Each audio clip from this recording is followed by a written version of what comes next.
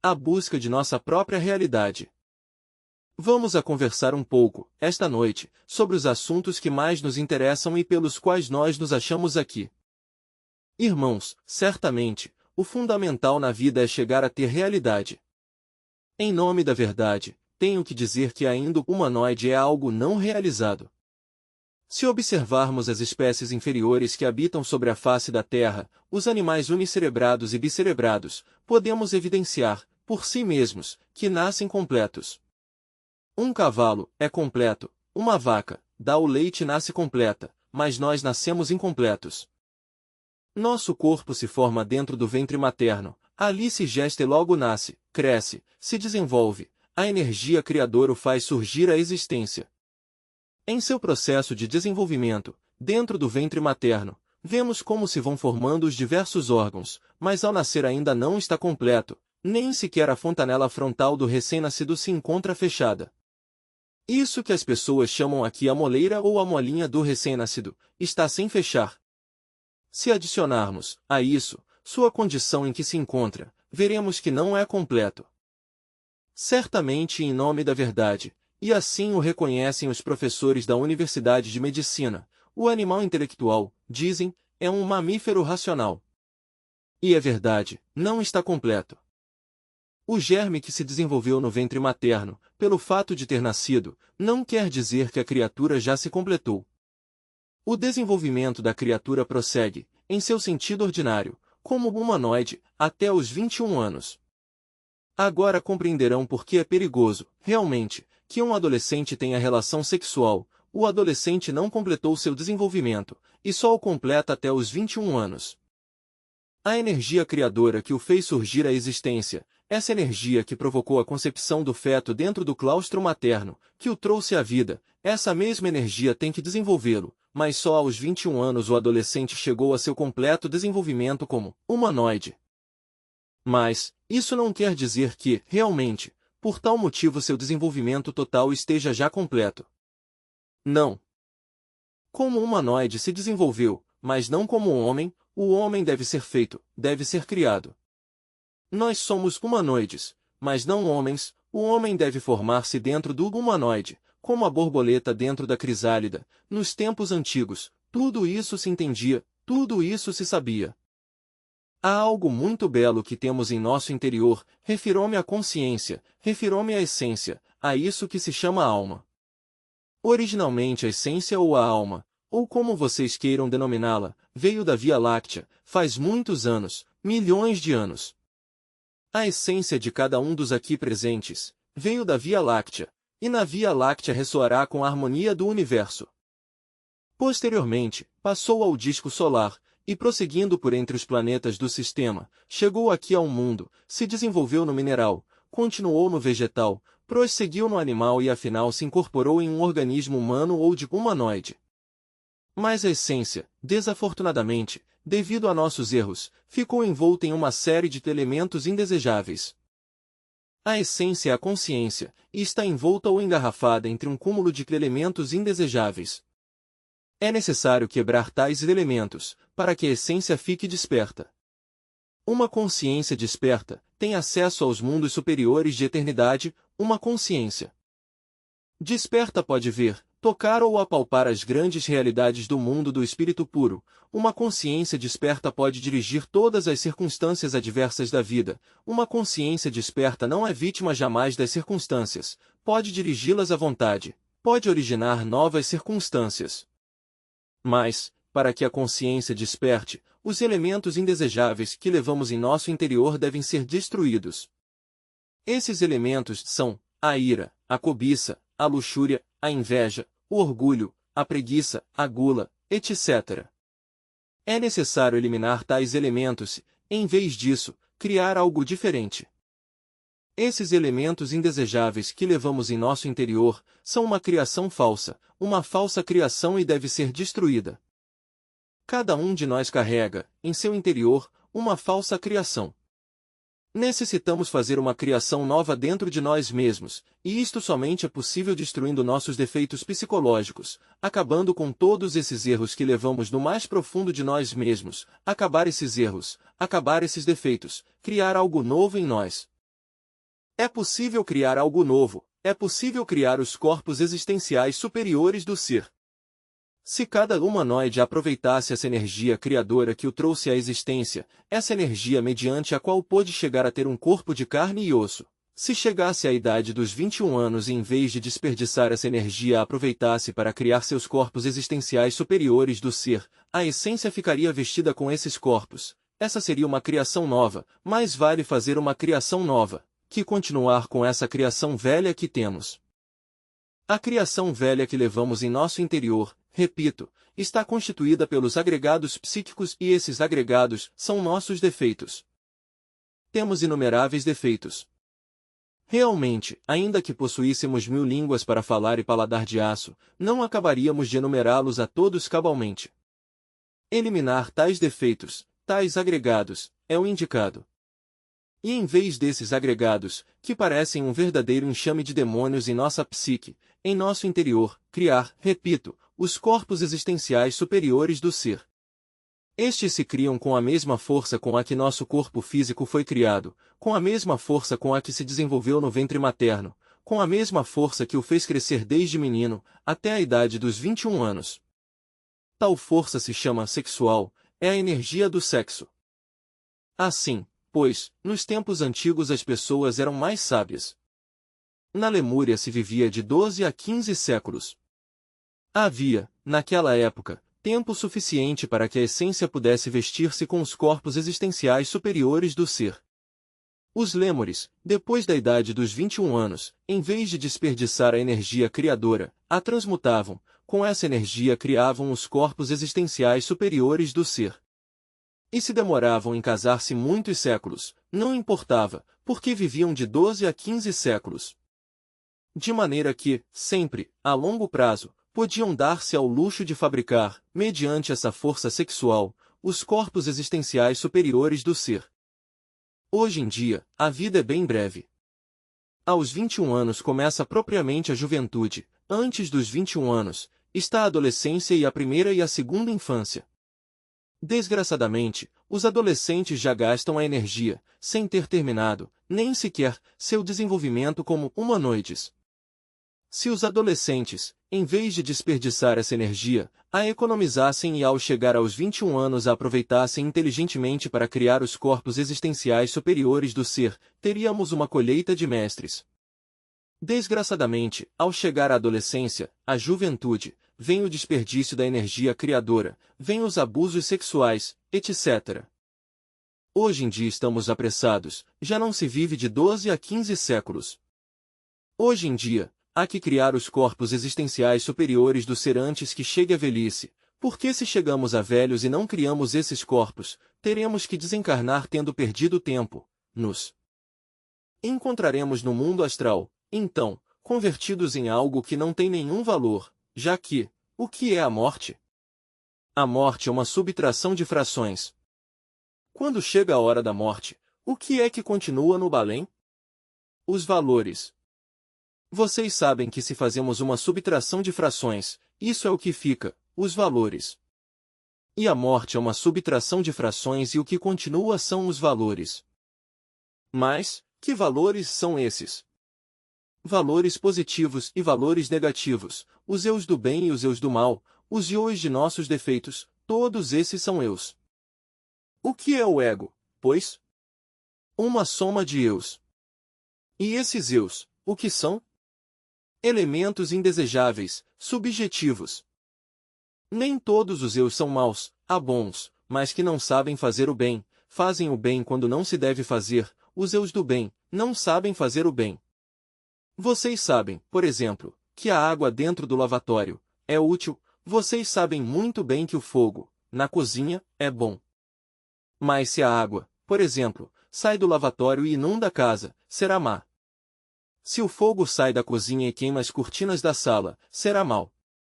Assim, bom é o que está em seu lugar, mau, o que está fora de lugar. Os eus bons que temos dentro, não sabem fazer o bem, fazem o bem quando não se deve fazer. Não o sabem fazer, e se o fazem mal. Por isso é que é necessário acabar com os ioes do bem e acabar com os eus do mal, empunhar a espada da justiça cósmica, passar mais além do bem e do mal. Eliminar, digo, a criação equivocada que todos levamos dentro, fazer uma criação nova. Isso é importantíssimo. Como faremos essa criação nova? Pois, simplesmente, transmutando a energia criadora. Em vez de andar em lascívia, em fornicação, aproveitar essa energia que pôs nosso corpo na existência, essa energia maravilhosa que nos fez crescer, utilizá-la sabiamente, para criar os corpos existenciais superiores do ser. Se não fizermos o trabalho, se não acabarmos com essa criação equivocada que temos dentro, a dos eus, pois, isso é o único que continuará lá, na eternidade, esse montão de diabos. Mas se nós criarmos os corpos existenciais superiores do ser e eliminarmos nossos defeitos psicológicos, receberemos os princípios anímicos e espirituais e nos converteremos em homens de verdade, em homens reais. Com a energia sexual, podem-se fazer maravilhas. Se transmutamos a energia sexual, com ela podemos criar o corpo astral. Um sabe que tem um corpo astral quando pode usá-lo, quando pode viajar com ele. Um sabe que tem um corpo astral quando pode usá-lo, como as mãos ou como os pés. Esse corpo astral está submetido a 24 leis, é um organismo maravilhoso. Raras são as pessoas que nascem com um corpo astral, não é um implemento necessário para a vida, mas pode criá-lo, pode fabricá-lo. Quem se dê esse luxo, depois de morto se encontrará com que tem uma verdadeira personalidade astral, se encontrará com que continua vivo nessa região dos mortos. Também pode dar-se ao luxo de criar o corpo mental. As pessoas comuns e correntes não têm corpo mental. Como quer que, realmente, cada defeito psicológico está personificado por um eu, temos muitos eus em nosso interior, e não um só, e cada um dos eus que temos, tem sua própria mente para pensar, de maneira que nós temos muitas mentes. Quem fale, quem diga que temos uma só mente, está equivocado. Necessitamos criar uma mente individual, e isso é possível transmutando a energia sexual e eliminando, em nosso entendimento, a multidão de eus que temos. Um sabe que possui o corpo da razão objetiva ou da mente individual, quando verdadeiramente aprende a pensar de acordo com os dados da consciência.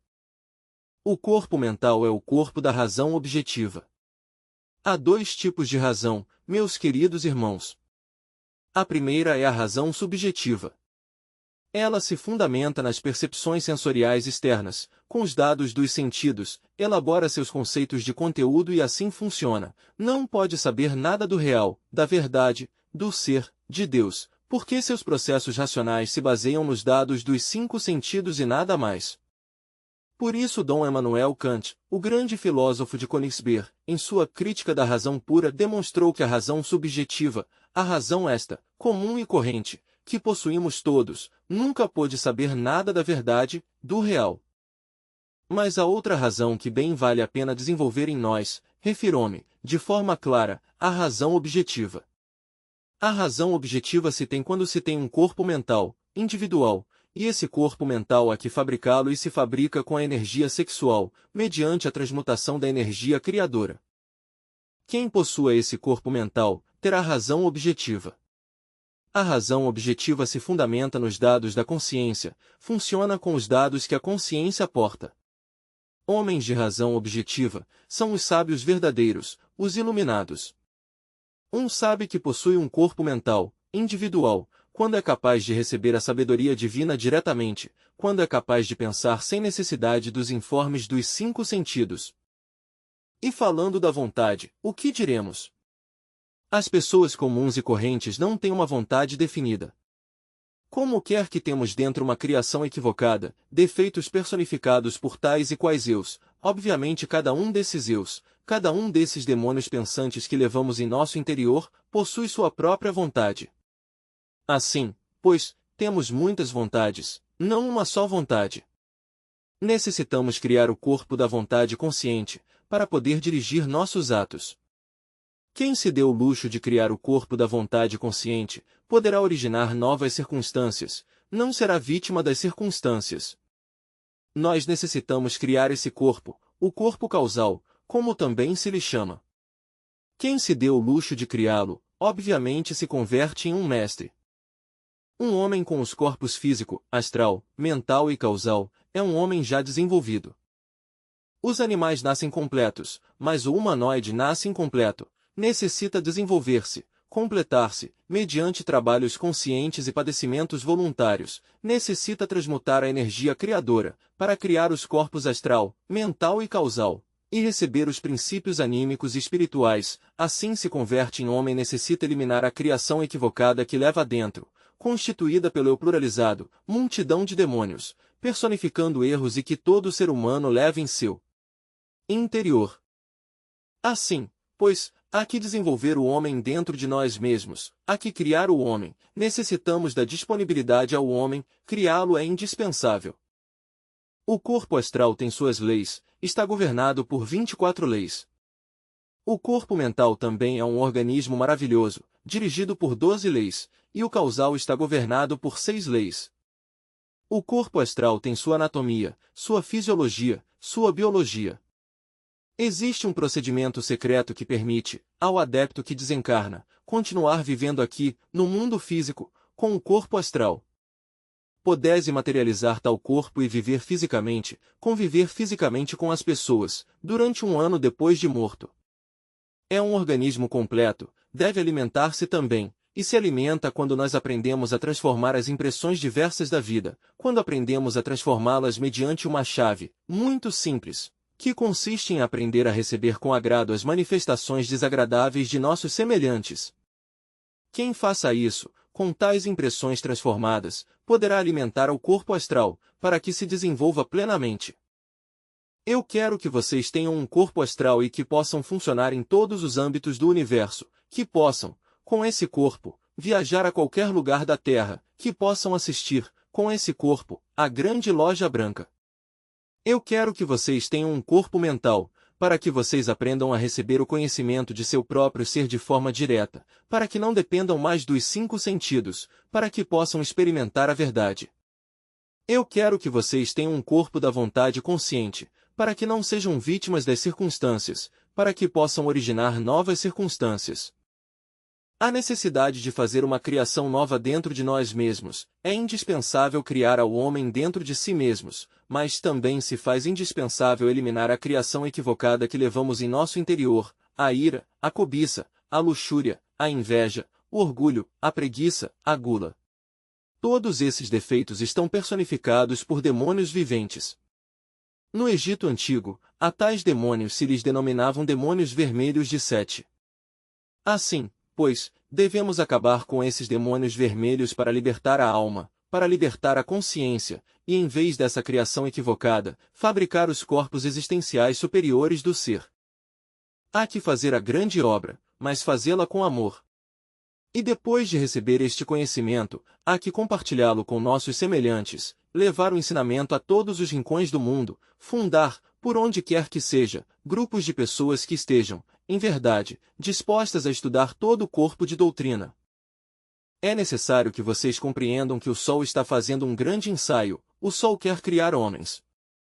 Durante a época de Abraão, houve bastante criações de homens. Nos primeiros 8 séculos do cristianismo, também houve bastantes homens que foram criados. Na Idade Média, uns quantos foram criados, mas nesta época as criações têm sido muito pobres.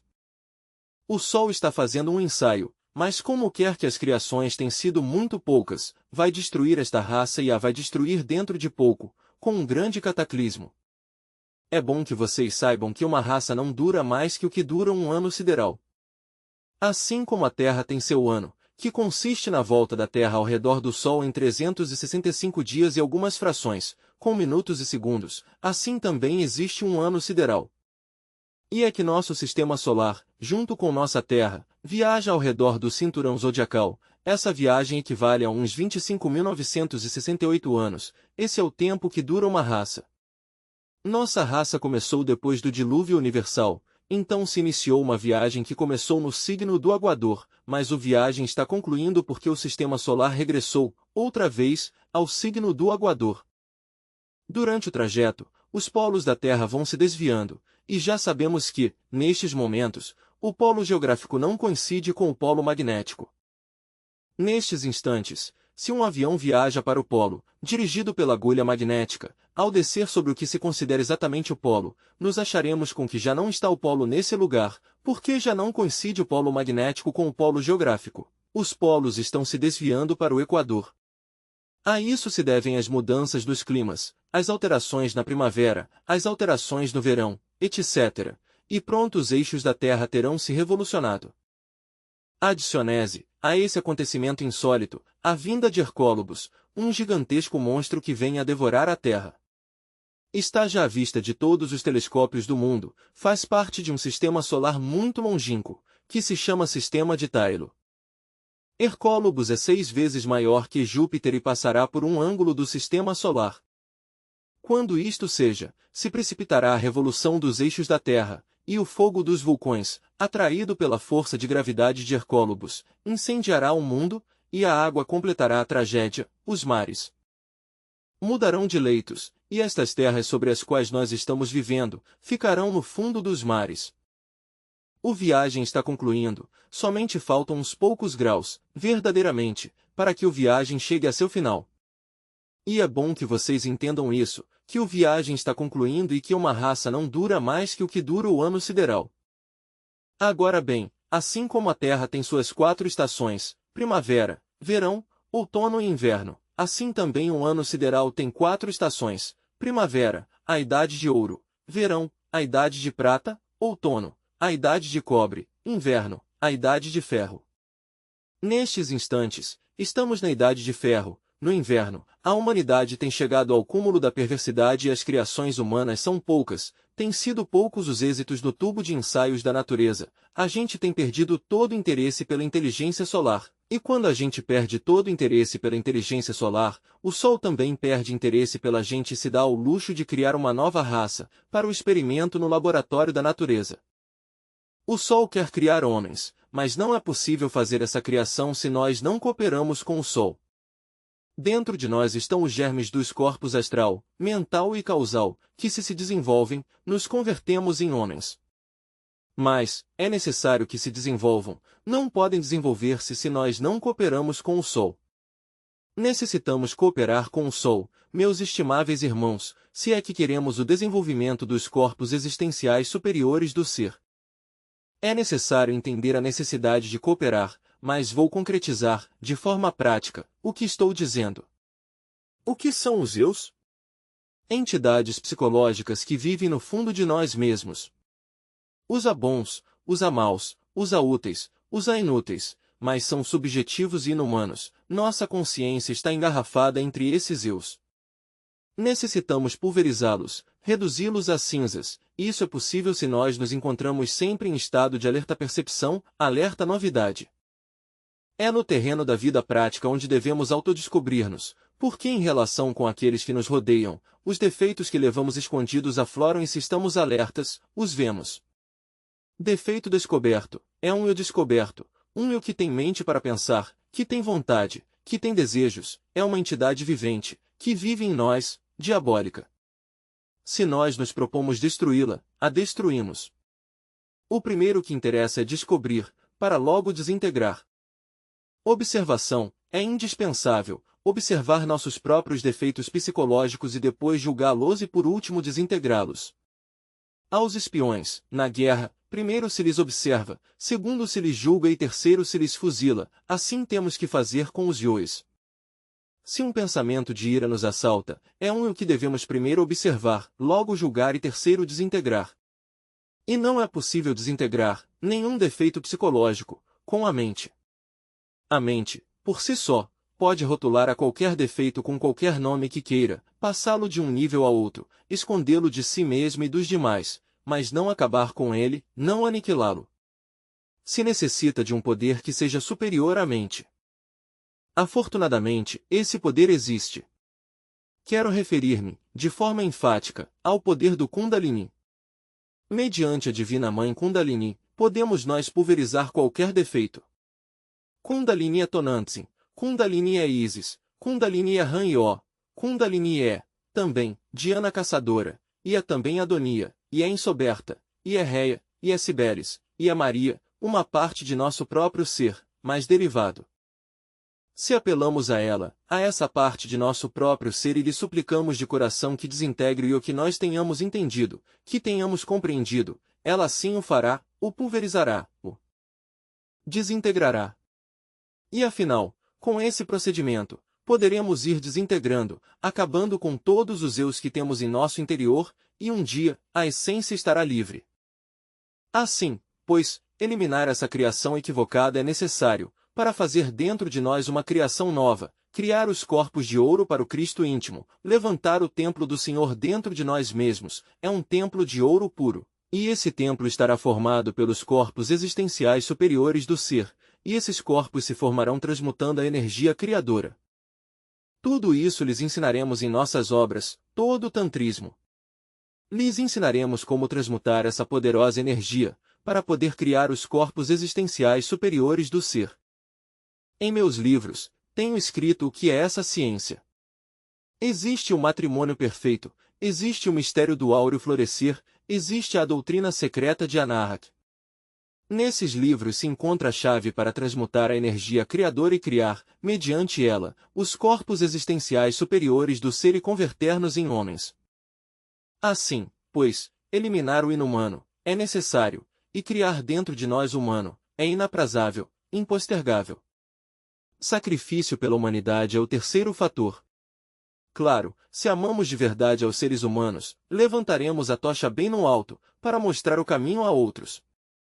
Hoje em dia, assim como estamos, não somos senão, simplesmente, humanoides, desgraçadamente. Chegou a hora de criar ao homem, de que surja o homem, de que apareça o homem.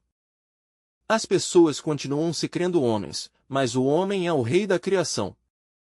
Qual pode governar-se a si mesmo? E se não somos capazes de governar-nos a si mesmos, como poderíamos governar o universo? E se o homem é o rei do universo, então não resultaria caso contraditório dizer que todos os que povoamos a Terra somos homens? Se isso fosse certo, seríamos todos reis da criação, amós do universo, e até agora não somos nem sequer amós de si mesmos, somos vítimas das circunstâncias, vítimas de nossos próprios erros. A necessidade de destruir essa criação equivocada que levamos em nosso interior e fazer uma criação nova. Belo é possuir um corpo astral, para explorar todos os rincões do universo. Belo é possuir uma mente que possa funcionar com os dados exclusivos da consciência. Belo é possuir um corpo da vontade, uma vontade individual que lhe permita governar todas as circunstâncias. Fazer-se amo, mas de verdade, amo do universo. Até aqui minha conversa desta noite. Mas estou disposto, naturalmente, a responder perguntas. Todos, cada qual pode perguntar, em relação com o tema, o que bem queira. Item estudante. Quero perguntar-lhe, mestre, o seguinte: um homem de 70 ou 80 anos pode criar seus corpos solares? O mestre. Bom, já a essas horas da vida, a coisa está grave, mas sim pode dar-se ao luxo de lutar muito pela desintegração do ego, do eu, do mim mesmo. E se começa a trabalhar sobre si mesmo, desintegrando todos os erros que leva em seu interior, em uma nova existência continuará seu trabalho, poderá dar-se ao luxo de criar os corpos existenciais superiores do ser. Mas, antes de tudo, é necessário que ande neste conhecimento. Não basta estudar a gnosis, é necessário que a gnosis chegue à consciência, ao ser, porque se a gnosis fica na personalidade, nada mais, se fica unicamente no exterior, no intelecto e não passa a consciência, então, na nova existência, não se logrará nenhum acordo de seus anelos, de seus desejos de autorrealização. O mais se ama a gnosis, essa gnosis entra na consciência, e em uma nova existência, pois, trabalhará de verdade por sua autorrealização. Algum outro irmão quer perguntar? Item estudante. Neste caminho da gnosis, é necessário chegar a derramar até o próprio sangue? O mestre. Pois claro. Nós não devemos duvidar em derramar nosso sangue em nome de nosso Senhor o Cristo, porque a necessidade de destruir os eus, se refere a matar os eus, a quebrá-los, a reduzi-los a cinzas. Não esqueça você que dentro de cada pessoa há muitas pessoas, que cada eu é uma pessoa, que cada eu tem mente para pensar, vontade para fazer, que são muitas as pessoas que entram e saem dentro de nosso corpo, e que nos manejam a nós, simplesmente, como simples marionetes nada mais. Somos robôs, controlados por essas tantas pessoas que vivem em nosso interior. Há que destruí-las. Algum outro quer perguntar? A ver, irmã, item estudante. Há um irmão que entrou na Gnosis e já quer sair. Por que este irmão, que tem tão pouco tempo, já quer sair dos ensinamentos? O mestre. Porque está degenerado.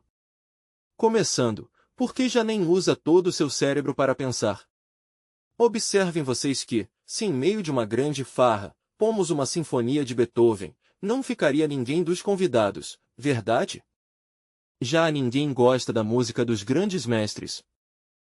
Para que a humanidade chegasse a apreciar essa música, haveria que começar por regenerar o cérebro.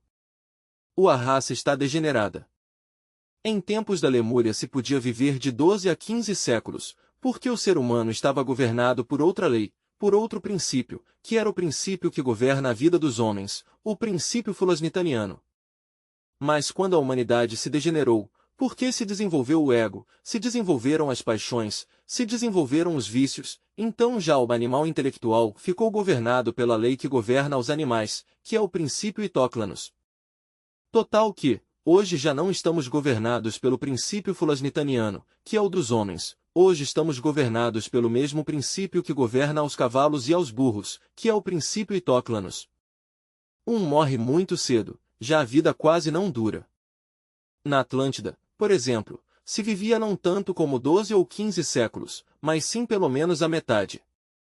No Egito, já a humanidade havia se degenerado tanto, que não alcançava a viver senão 140 anos. Na Idade Média se podia passar dos 100 anos, 110, 120, agora, por estes tempos, a gente está morrendo entre 50 e 65 anos. De maneira que, a gente já quase não vive, já quase não há tempo para fabricar os corpos existenciais superiores do ser, morrem sem ter fabricado esses corpos e se continua no mundo astral, convertido em um montão de diabos, sem individualidade, sem nada. Não temos uma verdadeira realidade, necessitamos criar esses corpos e acabar com nossos defeitos para fazer-nos homens, mas homens de verdade. E isto que estou dizendo, pode ser comprovado. Se vocês aprendem a sair do corpo físico à vontade, poderão ver no astral aos desencarnados. É muito fácil sair do corpo físico, não há senão que deitar-se com a cabeça para o norte, relaxar bem o corpo, pronunciar o mantra Om Faraon, assim, Fa-A-Ra-O-N, muitas vezes, mas com a mente, e adormecer-se.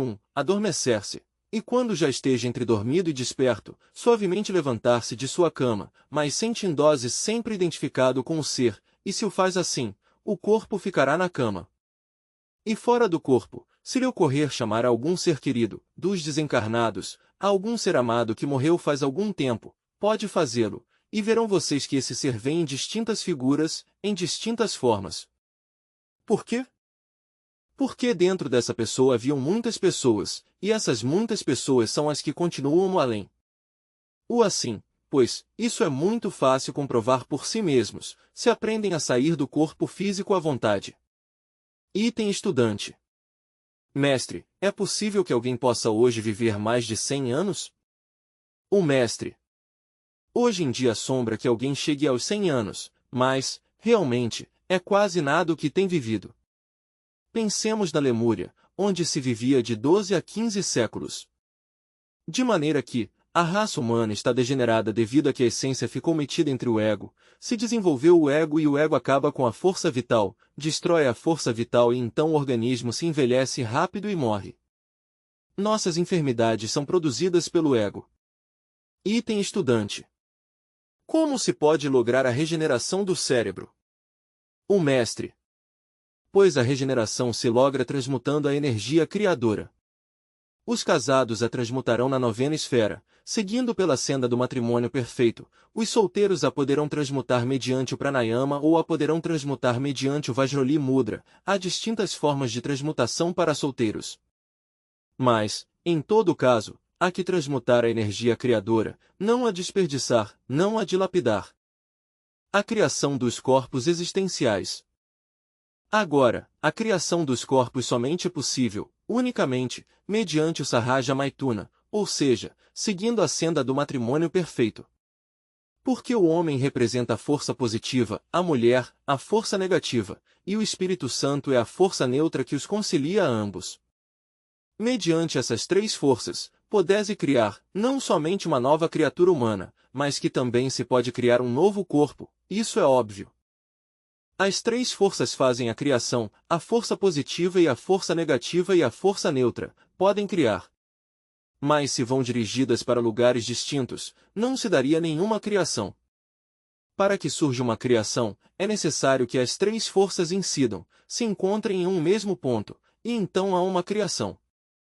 Um, só, pode transmutar toda a sua energia criadora, mas nessa forma não pode criar tampouco um novo corpo, mas sim pode utilizar essa energia para regenerar seu cérebro totalmente. Se se segue a senda do matrimônio perfeito, não somente se vai regenerar o cérebro, mas que também se vão a criar os corpos existenciais superiores do ser, porque vai a trabalhar com as três forças. Há alguma outra pergunta? Item estudante. O que pode nos dizer da música moderna? O mestre. Pois a música atual é uma música mais bem infra-humana. Essa música está relacionada, pois, com as emoções inferiores e com as paixões animais. Mas a música sublime dos mestres pode ajudar-nos também a sublimar a energia criadora. De maneira que essa música atual nos prejudica gravemente. Já não sabem nada, os músicos deste tempo, sobre a sagrada lei do eterno Heptaparapashinot, a lei do sete. Nos tempos antigos se construiu um aparelho que se chamava Etapan, que dava as 49 notas do universo, o 7 multiplicado por si mesmo, e como resultado disso, surgia o som nirionosiano do universo, a nota síntese da Terra. Os dois sábios antigos, irmãos gêmeos, iam ao deserto de Gobi, a escutar sempre a nota-chave do universo. Quem aprenda a manejar essa nota-chave, pode sair do corpo físico à vontade. Quem aprenda a manejar essa nota-chave, pode fazer maravilhas e prodígios. A música atual nada tem que ver com a nota-chave, nem com a lei sagrada do eterno Heptaparapashinot. É uma música que só serve para desatar as paixões. Animais, essa música é própria de uma raça que está degenerada. Alguma outra pergunta? Item estudante. Não se pode alongar o tempo de vida, melhorando a comida, por exemplo? O mestre. Pois, tem-se feito muitos ensaios, e no entanto, vejam, Eisenhower morreu rodeado de médicos, com dietas maravilhosas. Stalin morreu rodeado de camarilhas de cientistas, e o quê? Eu tenho conhecido vegetarianos extraordinários, que têm ido morrendo pouco a pouco por debilidade. A melhor maneira de poder alongar a vida é despertando consciência. Se desperta sua consciência, pode negociar com os senhores do karma e viver bastantes anos, os necessários como para poder dar-se ao luxo de fabricar os corpos existenciais superiores do ser. Agora, quem chega a autorrealizar-se de verdade, obviamente pode, por tal motivo, receber o elixir de longa vida, que lhe permita viver sobre a face da terra milhões de anos. O conde Cagliostro atuou, durante os séculos XVII, XVIII e XIX, na Europa, e ainda em 1939 voltou à Europa e voltará em 1999, está vivo. Cagliostro, que creem alguns que morreu em uma prisão, e outros que morreu por ali, em duelo com outro espadachim, se equivocam, está vivo. Todo que chegue de verdade a autorrealizar-se, pode viver milhões de anos. Só autorrealizando-se, pode-se alongar a vida, ou há alguma outra pergunta? Fale, irmão. Item estudante. Quando você diz, sair em corpo astral, se deve entender que possui um corpo astral lunar e que com esse veículo pode viajar pelas regiões suprassensíveis. O mestre. Só o homem tem corpos, o animal intelectual não tem corpos. Isso de que tem corpo astral lunar, não é assim. O animal intelectual, o único que tem por dentro, são demônios, é um montão de diabos, mas não tem mais. Quando diz, sair em corpo astral, fala em forma convencional. São os eus, que se penetram e compenetram entre si. A essência vai ali engarrafada e pode escapar e sair e viajar e conhecer o mundo astral, até certo ponto, não muito, mas até certo ponto. O que em algum de meus livros disse sobre corpos lunares, eu me referi aos Zeus e aos três principais demônios que todo mundo leva dentro, que são o demônio do desejo, o demônio da mente e o demônio da má vontade, que fazem às vezes de astral, mental e causal, mas que não são senão demônios. O de maneira que, praticamente, o animal intelectual não tem nenhuma classe de corpos, nem solares, nem lunares, nem nada, é um montão de diabos que há que voltar pó, para que a consciência fique livre e possa ver, ouvir, tocar ou apalpar as grandes realidades do universo. Há alguma outra pergunta? Item estudante. Que tempo, exatamente, dura ou permanece a alma no corpo de uma pessoa, depois que falece? O mestre. Bom, se nos tem dito que o fogo sustenta toda a criação, mas que quando o fogo se retira, a criação se acaba. O fogo, em nós, é a essência, é a alma, é a consciência, que está metida entre o ego. Quando essa essência se retira, o corpo falece, mas quando se retira definitivamente, porque pode retirar-se a viajar, como faz durante o sono. Mas, quando definitivamente se retira, o corpo falece, não falece antes. E para que faleça o corpo, os anjos da morte têm que cortar o cordão prateado. Quando cortam com a foice, o corpo falece. O de maneira que, morto o corpo, a alma tampouco está ali entre o corpo, está fora. Precisamente, morre o corpo porque o alma se vai, o alma é a essência ou a consciência, ou há alguma outra pergunta? Item estudante. Mestre, o Sr. Lobsang Rampa fala do cordão de prata e fala do cordão de ouro. O que diz você sobre isso? O mestre. Questão de termos, porque realmente, falar de cordão de ouro, isso somente os deuses. Porque os corpos astral, mental e causal nos deuses, são corpos de ouro puríssimo, de ouro da melhor qualidade, de ouro tal, que nem as minas mais ricas da terra o podem produzir. Os corpos dessa classe têm um cordão de ouro, mas, ter cordão de ouro? Isso é para os deuses. As pessoas comuns e correntes têm um cordão lunar, o cordão de prata, e isso é tudo. Alguma outra pergunta? Perguntem todos, não quero que ninguém fique com dúvidas, quero que se tirem aqui todas as dúvidas de uma vez e para sempre. A ver, irmã, item estudante. A mim me preocupa como chegar a gente, quando a gente não quer escutar. O mestre. Pois a força não pode levar a ninguém, nem ao céu. Dizem que nem os sapatos à força entram. O que não quer escutar, pois não quer escutar, não podemos forçá-lo a que escutem. Nós, no máximo, podemos dar-lhe o ensinamento, mas se ele não a quer receber, pois a força nem os sapatos entram. Cumpre com dar o ensinamento, se não o aceitaram, não tem jeito.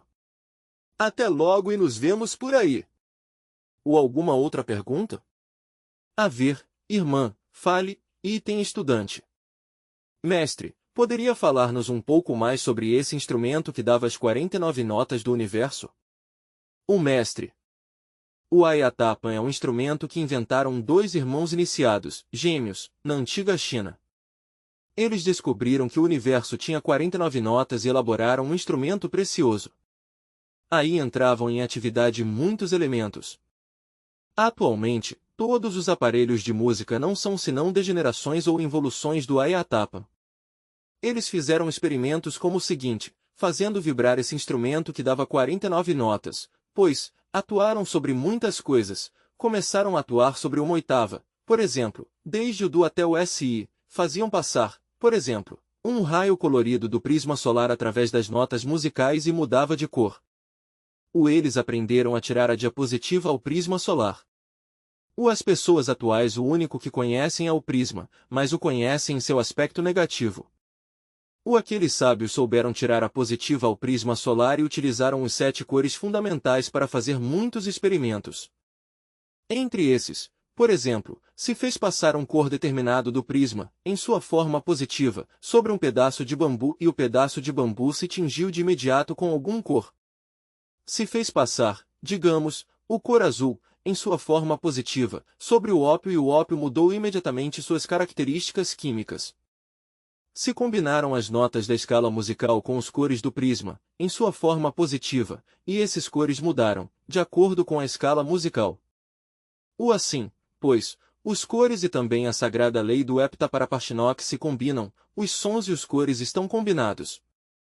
O agente atual não conhece o prisma em seu aspecto positivo, o conhece unicamente em seu aspecto negativo. Se conhecessem o prisma em seu aspecto positivo, fariam maravilhas com os 7 cores do prisma solar.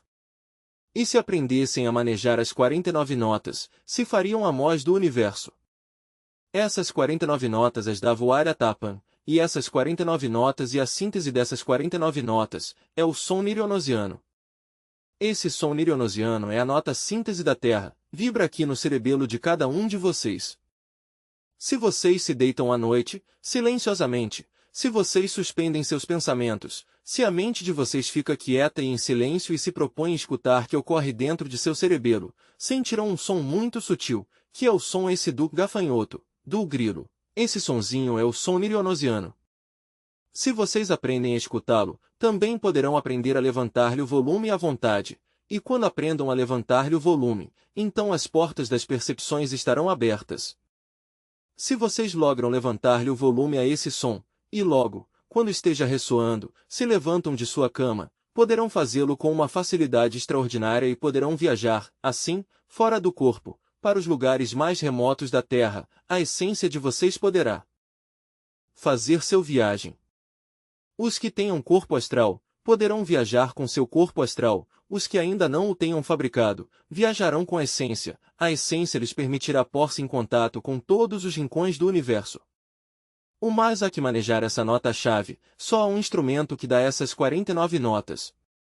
O piano, o violino, a harpa, não são senão degenerações desse grande instrumento que aqueles 2 irmãos, iniciados da antiga China, lograram criar. Eu conheci esses mistérios, meus queridos irmãos, os mistérios da Ordem do Dragão Amarelo.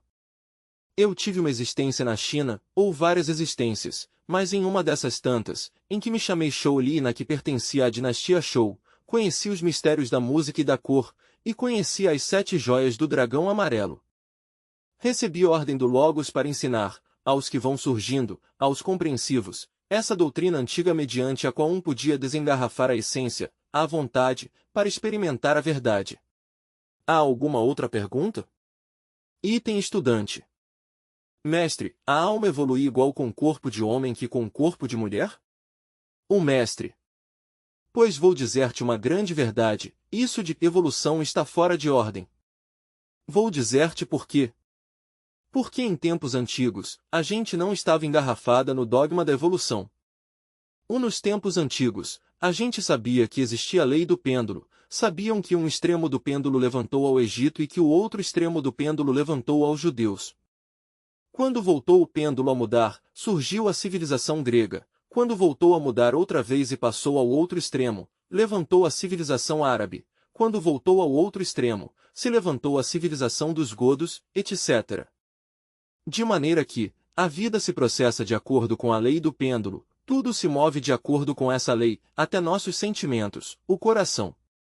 A gente, por exemplo, que está triunfante, vitoriosa, que crê que vai conseguir muito dinheiro e que progredirá rapidamente, se encontra com que, da noite para amanhã, está na miséria, na ruína. Quando? Quando o pêndulo mude de lugar, quando passe de um extremo a outro.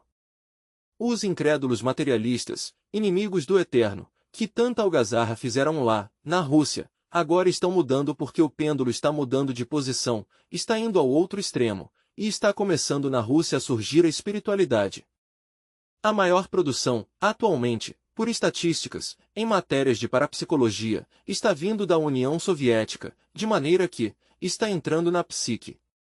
Acabam os soviéticos, neste momento, de descobrir o corpo vital, com lentes e aparelhos elétricos especiais, e o estão estudando. Já o batizaram com o nome de corpo bioplástico, esses não dão seu braço a torcer, não o chamam Linga Sharira nem corpo vital, eles lhe puseram o nome de corpo bioplástico. O assim, pois, a Rússia de amanhã pode ser terrivelmente fanática, religiosa, e vice-versa. Povos hoje em dia demasiado espiritualistas, amanhã serão materialistas. Tudo está movendo-se de acordo com a lei do pêndulo, a evolução, pois, não tem razão de ser. No entanto, não negamos sua existência. A evolução no germe que se desenvolve e cresce, na árvore que vai ascendendo e que por último lança ramos e frutos. E a involução na árvore cujas folhas vão caindo e cujos lenhos vão secando, até que ao fim se converte, pois, em um cadáver. A evolução na criatura que se está gestando no ventre materno, no jovem que se está desenvolvendo, mas a involução no ancião decrépito e que ao fim morre. Essas são duas leis puramente físicas, mecânicas. O interessante, para nós, é sairmos dessas duas leis e nos metermos pelo caminho da revolução da consciência. No arcano 10, está escrito tudo. Pelo lado direito da roda do arcano 10 do Tarot, vemos Anubis evoluindo, subindo, preso à roda, e pelo lado esquerdo desse tifão, involuindo. Mais além, por cima da roda, aparece a esfinge, que representa os mistérios sagrados. Esse é o caminho da revolução da consciência. A cabeça da esfinge está coroada com uma coroa de 9 pontas de aço, que representa a 9ª esfera. Quer dizer que, nos mistérios do sexo está a regeneração do ser humano, está sua redenção, está sua revolução. O sendeiro da esfinge não tem que ver nada, nem com a subida nem com a descida da roda, se afasta da roda, vai longe da roda, é o caminho apertado, estreito e difícil que nos ensinou o Cristo. Por isso disse o grande mestre, estreita é a porta e apertado é o caminho que conduz à luz e muito poucos são os que o acham. Assim pois, os gnósticos não marchamos pelo caminho da evolução, nem queremos nada com a involução. Nós nos metemos pelo caminho da revolução em marcha, da rebeldia psicológica, pelo caminho da revolução da consciência, pelo caminho apertado, estreito e difícil que nos mostrou o divino Rabi da Galileia, nosso Senhor, o Cristo. O assim, pois, não é mediante a evolução que a alma, que a consciência pode chegar a um autodesenvolvimento íntimo. Que necessita um corpo? Sim, o necessita, para poder trabalhar, para poder autoconhecer-se. Para isso estamos aqui. O fora do corpo, o alma recebe informação e essa informação é necessária para prosseguir o caminho com pleno êxito. Por isso, aprender a sair do corpo físico é indispensável. Em meu livro intitulado A Doutrina Secreta de Anahata, escrevi ao final uma série de capítulos sobre Gaya Yoga do sonho, com uma didática detida, minuciosa, que permitirá a cada um de vocês chegar a funcionar, conscientemente, no mundo astral. Mas parece que os irmãozinhos gnósticos não têm estudado esses capítulos finais de A Doutrina Secreta de Anahata. Ali está toda a técnica a seguir, uma técnica nova, uma técnica que vocês não conhecem e que lhes servirá, até nos momentos mais difíceis, como sistema para chegar ao despertar. Mas há que seguir essa técnica, que está nos últimos 6 capítulos de A Doutrina Secreta de Anahata. Fora do corpo, podes receber a informação que se necessita, mas aqui, em carne e osso, há que trabalhar muito duro para autodescobrir-se, ou se alguns irmãos querem perguntar, podem fazê-lo com inteira liberdade. Não quero que levem vocês dúvidas por lá, é melhor que de uma vez desembalem aqui tudo o que tenham, item estudante. Mestre, para poder proteger-se o mestre. Proteger-se de quê? O estudante. Das forças negativas, dos iois dos demais, que nos perturbam, o mestre. Pois vou dizer-te que cada um de nós carrega, em seu interior, um verdadeiro enxame de demônios. Para que nos preocuparmos tanto pelos alheios, quando por dentro temos toda uma toca de demônios? Não vale a pena. O melhor é que trabalhemos sobre nós mesmos. Item estudante. Mestre, em matéria de alimentação, como deve comer um? Eu tenho entendido que quando se ingere a comida, esta se processa com as 7 notas musicais, Dó, Ré, Mi, Fá, Sol, Lá, Si. O mestre. Vou lhes dizer uma coisa, é certo, quando as 7 notas musicais ressoam, mas ressoam naturalmente, e a todas horas estão ressoando, de acordo com a lei do eterno Aptaparapashinot. Claro que, quando está mascando os alimentos, está a parte mais dura e ressoa o Dó, e ressoa porque tem que ressoar, mascando, triturando os alimentos, sai o Dó. Ao passar por aqui, por tudo isto da laringe e toda essa questão, ressoa o Ré. Ao descer, ao cair pois a região do estômago, se dá um Mi, mas já quando se entra no processo do fígado e toda essa questão, ressoa o Fá da criação.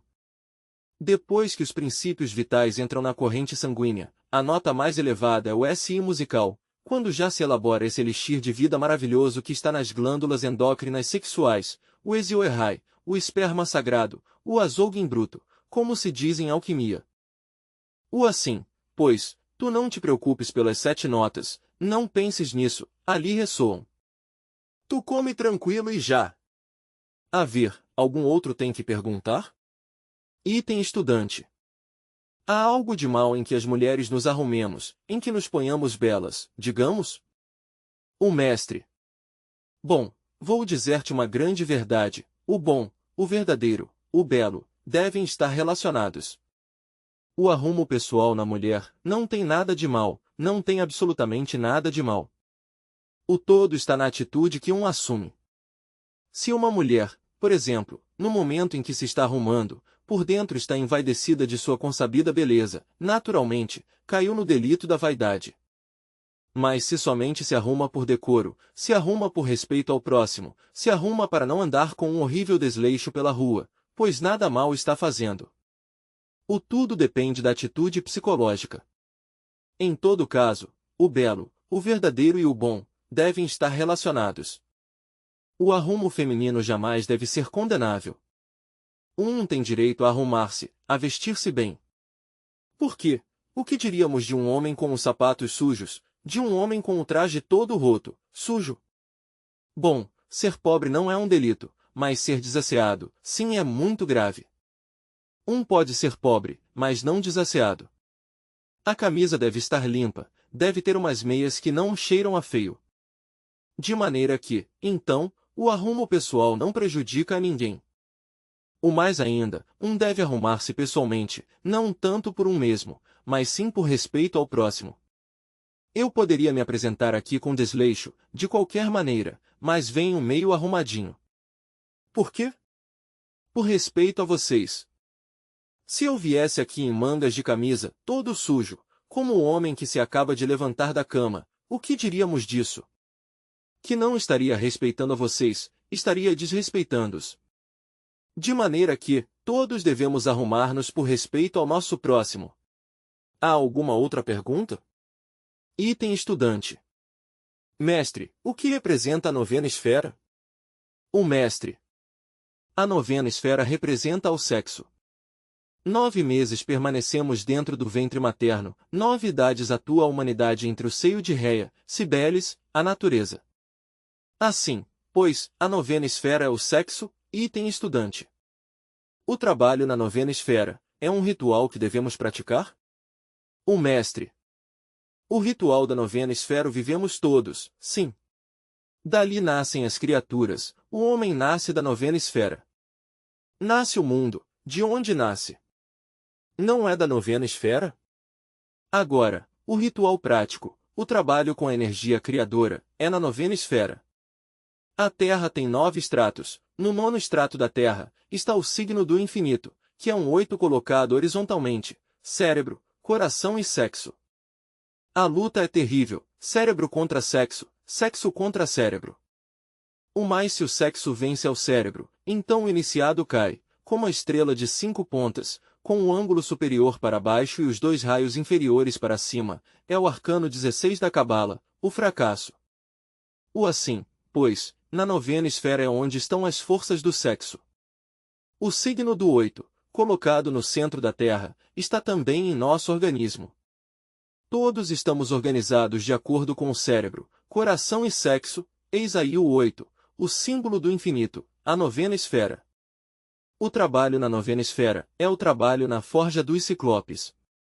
Na 9ª esfera estão vocês transmutando sua energia criadora e há que transmutar essa energia para regenerar-nos, para transformar-nos, para criar os corpos existenciais superiores do ser. Item estudante. As leis que regem a 4ª coordenada são iguais às desta 3ª dimensão? O mestre. São distintas as leis porque na 4ª vertical podese flutuar com corpo de carne e osso e tudo, na 4ª vertical as leis são diferentes. Item estudante. Mestre, tenho entendido que cá em Chapultepec há um templo em estado de Ginas. Pode você passar a qualquer um com corpo físico a esse templo? O mestre. Sim, se pode, mas não se pode ir alguém ao templo de Chapultepec sem estar devidamente autorizado. Para estar autorizado tem que merecê-lo. É um templo da quarta vertical. Agora, meter-se um dentro da quarta vertical não é tão difícil. Com um pouquinho de prática se pode. Tudo o que necessita é um pouco de fé. Se deita um em sua cama do lado esquerdo, põe a cabeça sobre a palma da mão esquerda, invoca logo, por exemplo, a Harpócrates, tem que invocá-lo com seu mantra Harpócrates e logo aguardar um pouco, ao deitar-se de meio lado. Deve deitar-se na forma que tem o pintainho dentro de um cascarão, dentro de um ovo, no criadomudo ou mesa de noite junto à cama, há que pôr precisamente um cascarão de ovo de galinha, pintado de cor azul, imaginar-se um que está metido dentro desse ovo, invocar a Harpócrates. Quando começa a sentir uma comichão no corpo, não há que mover-se, há uma tendência de a coçar-se, mas não se deve coçar. Se começa a ver-se que se estão inchando as mãos, as pernas, o corpo, é porque já está entrando na quarta vertical. Quando já se veja assim como inchado, levantar-se da cama, de pé de verdade para caminhar rumo à porta dizendo, Harpócrates ajude-me porque vou com meu corpo. Antes de sair da alcova dá um saltinho com a intenção de perfurar a quarta vertical. Se flutua é porque já está pronto. Pode sair da casa e dirigir-se com corpo de carne e osso por entre a quarta vertical aonde queira ir-se. Não há problema, nada lhe acontece. Item estudante. E para regressar? O mestre. Pois há uma lei na quarta vertical que diz, tudo regressa a seu ponto de partida original. Na quarta vertical se cumpre essa lei a cabalidade, regressam a seu ponto de partida original. Eu, por exemplo, fiz muitos experimentos em minha presente existência para aprender a viajar com o corpo físico por entre a quarta vertical. Lhes vou contar uma anedota. Sabem o que é sair-me de meu quarto depois de estar bem abrigadinho entre as cobertas e sair ao pátio da casa, e até chovendo? Além, pode receber uma pneumonia e sem poder lograr nada, mas em uma dessas tantas saídas, saí e dei o salto e fiquei flutuando. Na quarta vertical me vi flutuando e já na quarta vertical pude dirigir-me perfeitamente aonde queria. Outra vez me pus a chamar umas pessoas dinas para que viessem ajudar-me, toda a santa noite deitado de meio lado, chamando a essas pessoas dos estados de ginas para que viessem. Ao fim por lá às 2 ou 3 da manhã me sentia em um estado muito especial. Alguém me toca um braço, volto a olhar, uma dama está aí e me diz, bom, levante-se. Como sou um homem de fé me levantei de minha cama, me pus de pé, logo vejo que na sombra, perto de uma mesinha que havia ali na esquina, estavam outras damas ao redor da mesa. Tinham ali o tarô e através do tarô elas haviam consultado sobre qual era a que ia carregar com a responsabilidade de levar-me a mim para a Europa. A sorte lhe caiu a que me chamou. Por isso me chamou, então me disse, bom, a mim me toca levá-lo. Logo vi com assombro que me tomou como para ajudar-me a sustentar, então eu caminhei, atravessei um pátio, agarrei uma longa passagem, abri a porta, saí à rua, ao abrir a porta, não se abriu a porta, senão a contraparte. O grande foi meu assombro quando saio e encontro que muitas outras pessoas, homens e mulheres, vivem na quarta vertical com corpo de carne e osso. Bom, comecei a andar por essas ruas. Foi para mim uma grande alegria, era um dos meus primeiros viagens com corpo de carne e osso na quarta dimensão, tão grande alegria me deu que resolvi levantar-me em flutuação e logo atirar-me em picada, como um avião, não? Tive que deixar essas palhaçadas quando me chamou à ordem a dama, me disse, senhor, eu tenho uma grande responsabilidade moral com você. Se você continua com isso vai se matar, pode se matar, lembre-se que vai carregando com o corpo, ainda que esteja aqui na quarta dimensão pode se matar se você continua assim como vai, de maneira que, me faz o favor de ficar tranquilo. Logo segui viajando com ela. Em um apartamento do mundo astral aguardava outro cavalheiro, também estava aprendendo a viajar na quarta. Chegamos, o saudamos, a dama aquela me o apresentou e depois, já não somente me tomou a mim, senão a ele também e disse, vamos, atravessemos o oceano. Atravessar o oceano a estas horas da noite, atravessar o oceano Atlântico.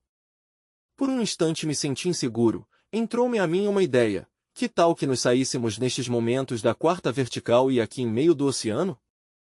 Se chegássemos a perder o estado aquele de ginas, Como ficaríamos? Aí não ficaria vivo ninguém. Seguimos viajando até que chegamos a uma praia da Europa. Naquela época estava a Segunda Guerra Mundial. Passamos por algumas terras da Europa onde se encontravam na Segunda Guerra, então um amigo aquele me disse, aqui temos que passar com muito cuidado porque vamos metidos entre a quarta dimensão, não levamos documentos de nenhuma espécie. Se desgraçadamente chegássemos a perder aqui o estado de Ginas, cairemos aqui nestas terras e estamos na Segunda Guerra Mundial, aqui perdemos a vida, temos que ser muito cuidadosos. Pois realmente tínhamos que ter muito cuidado porque há pontas de aço, objetos metálicos e é muito perigoso. Então continuamos até que a dama aquela entrou a outra casa da Europa onde aguardava outra pessoa, então nós ficamos aí conversando um pouco e me disse ele, não sei o que vejo dentro de ti, mas em ti há um pouco de ciência, outro pouco de filosofia e bastante de magia, isso tens tu por dentro. Aguardávamos a dama aquela que estava buscando a outra pessoa que estudava filosofia, aguardamos pacientemente a que atirasse, logo saiu ela também e continuamos a viagem, fomos onde tínhamos que ir em partes da velha Europa, cheguei onde tinha que chegar. Depois de haver estado no que tinha que estar, então me regressei à casa, cheguei e me deitei em meu leito, e tudo perfeitamente, a viagem foi maravilhosa. Quando a um se lhe faz difícil entrar nos estados de Ginas, faz as práticas e não o logra e querem lográ-lo, vou lhes dizer, se concentram nas 7 potências, não me refiro aos 7 gênios zodiacais, não, senão a um grupo de mestres que se chamam as 7 potências, com o mantra, Mueresiranka, Mueresiranka, Mueresiranka, assim há que cantá-lo, que venham as 7 potências, e um lhes roga com seu coração sereno e lhes súplica que lhe preparem o corpo, então as 7 potências o preparam. Esse trabalho há que fazê-lo todas as noites e segui-lo pelo menos durante um ano. Já depois que um considera que seu corpo está preparado, então um começa a trabalhar outra vez pelos estados de Ginas, até que o consiga. O trabalho com Harpócrates me parece maravilhoso, porque resulta que Harpócrates maneja uma variante das forças crísticas, maneja os estados de Ginas, onde quer que haja um templo de Ginas, aí está a força harpocratiana. Onde quer que haja uma pessoa que se meta nos estados de Ginas, está a força harpocratiana, mas há que saber pronunciar o mantram. O nome de Harpócrates é Harpócrates, mas o mantram é Harpócrates, e então um se concentra. É conveniente banhar-se com ervas aromáticas quando se faz o trabalho com as 7 potências, isso ajuda muito, entre essas está a hortelã-pimenta, a laranjeira, a camomila, etc., plantas aromáticas, um escolhe plantas que tenham aroma e ajuda a preparar o corpo. Item estudante. Eu li em um livro que durante a Segunda Guerra Mundial fizeram experimentos com aparelhos de ondas, para tratar de fazer uma espécie de arma com a qual desintegrar a matéria física dos humanos. O mestre. Esse desatino não é possível, com nenhuma onda física pode ninguém desintegrar a matéria física. Cada corpo físico tem um duplo, eu qualificaria esse duplo como antimatéria, porque assim como existe a matéria, existe a antimatéria, assim como existe o átomo, existe o antiátomo, assim como existem elétrons, existem antielétrons. O duplo de um seria a antimatéria com cargas elétricas à inversa, a antimatéria está demonstrado que existe e tem cargas elétricas à inversa. Item estudante. Mestre, que pode nos dizer acerca de Lobsang-Rampa? O mestre. Lobsang-Rampa é um iniciado, um mestre. Sua missão tem consistido especificamente em fazer labor popular, tocar a primeira clarinada. Incitar a gente para que venha cada qual a buscar seu caminho, essa tem sido a labor do mestre Lobsang-Rampa, e muitos têm vindo a Gnosis graças à labor desse mestre. Anseio de verdade para cada um de vocês a inocência, quisera ver a essência de cada um de vocês desengarrafada, livre, quisera vê-los no Éden, quisera vê-los entre as maravilhas do cosmos. Quando a essência se desengarrafada, quão felizes somos. Observemos os elementais da natureza, que ditosos. Eles vivem nos reinos paradisíacos. Observemos aos príncipes do fogo, do ar, das águas e da terra, eles abrem suas portas maravilhosas ante nós quando reconquistamos a inocência. Se faz necessário que a mente seja pura, que o coração seja singelo e que tenhamos um corpo sadio, se faz improrrogável que em nós resplandeça de verdade o espírito puro. Quando retornemos ao estado paradisíaco, escutaremos todos esses milagres do fogo, todas essas sinfonias que ressoam sempre com os ritmos do Mahavan e do Shotavan que sustentam ao universo firme em sua marcha. Quando nós regressemos ao estado paradisíaco por haver reconquistado a inocência, saberemos o que é a unidade da vida livre em seu movimento e sentiremos de verdade em nosso coração as palpitações da estrela mais longínqua e da flor mais humilde. Quando tenhamos reconquistado a inocência, terá para nós palavras milagrosas a torrente que se lança através de seu leito de rochas e a lua pálida que brilha no céu azul da noite estrelada. Quando tenhamos reconquistado a inocência, poderemos parlamentar no horto puríssimo da divina língua que como um rio de ouro corre sob a selva espessa de sol. Quando tenhamos reconquistado a inocência, voltaremos a brincar como as crianças com as fadas do fogo, dos ares, das águas e da terra. Então, meus queridos irmãos, seremos felizes. Hoje por hoje estamos doloridos, sofremos o indizível porque ainda não temos reconquistado a inocência, nossa mente está carregada com o pó dos inumeráveis séculos, estamos leprosos, necessitamos do Cristo Redentor para que nos limpe dessa lepra. Obviamente, tal lepra não é mais que o eu, o ego, o mim mesmo, o si mesmo. Necessitamos ser limpos como o patriarca Jóbio foi depois de haver sofrido tanto. Quando reconquistemos a inocência, meus queridos irmãos, estaremos em comunhão com os deuses santos, então saberemos que eles existem de verdade. Quando reconquistemos a inocência, poderemos conversar com Minerva, a deusa da sabedoria. Quando reconquistemos a inocência, nosso pai Hermes Trismegisto, o 3 vezes grande deus Ibis de Tote, virá a instruir-nos. Quando reconquistemos a inocência, poderemos então dialogar intimamente com nossa divina Mãe Cósmica e ela nos embalará com seus melhores cantos. Ela, entre seus braços nos acariciará, nos voltará a embalar entre o berço da natureza, com o arrulho com que uma mãe arrulha ao filho terno que leva entre seus braços. Quando tenhamos reconquistado a inocência, meus caros irmãos, poderemos ver cara a cara ao leão da lei e então compreenderemos que o fogo pode nos transformar radicalmente. Quando tenhamos reconquistado a inocência, compreenderemos que esses 24 anciões do Apocalipse de São João estão dentro de nós mesmos aqui e agora, são as 24 partes de nosso ser. Quando tenhamos reconquistado a inocência, veremos que os 4 bem-aventurados, as 4 santas criaturas que dirigem o fogo, que governam o ar, a água e a terra, são parte também de nosso próprio ser. Quando tenhamos reconquistado a inocência, atiraremos nossas coroas aos pés do Cordeiro, então saberemos o que é certamente o Cristo interno, o que é certamente o imolado, o Redentor. Chegou a hora, meus queridos irmãos, de dissolver tudo que nos afeia, acabar com essa poeira dos séculos que carregamos em nosso interior. O Cordeiro nos lava com sua sangue redentora, essa sangue é o fogo. Amemos ao Cordeiro, rindamos-lhe culto porque ele certamente é o Salvador. Quem se poderia sacrificar por nós? Quem melhor que o Cordeiro? Ele, dentro de nós mesmos, fazendo-se cargo de nossos processos mentais, volitivos, sentimentais, emotivos, sexuais, ele, dentro de nós mesmos, eliminando tudo que temos de horripilante, ao fim nos salva, por isso é nosso Salvador. Rindamos culto ao Cordeiro e atiremo-nos a seus pés, porque ele é digno de toda a honra e glória e majestade. Ele nos permitirá voltar à inocência puríssima dos antigos tempos. Ele nos permitirá voltar a experimentar em nossos corações as melodias que se escapam da lira de Orfeu. Ele nos permitirá voltar a sentir em nossa consciência o centelho dos planetas de nosso Senhor o Cristo.